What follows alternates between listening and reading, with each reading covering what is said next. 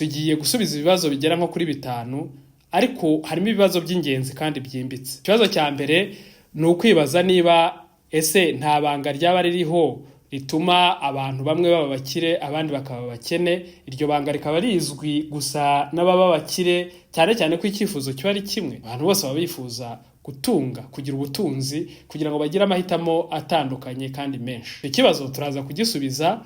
Ese ikindi kibazo twakibaza, hari ibintu nka 3 by'ingenzi abantu b'abakire bashobora kuba bazi, abakene bashobora kuba batazi, biza kurangira bibatandukanyije. Ukaza gusanga igihiriri cya benshi cyaciye mu nzira y'igihogere y'ubukene, maze bake bakaza kugera ku bukire.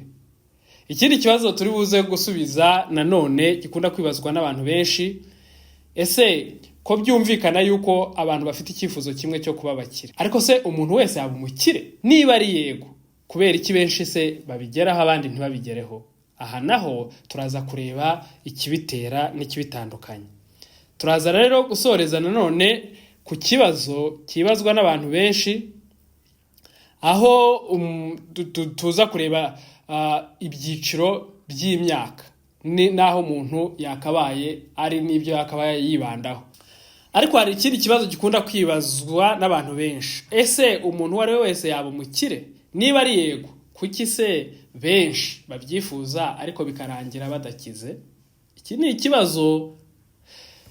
Igisubizo muri makeya ni yego koko. Umuntu wese afite ubushobozi bwo kuba yaba umukire.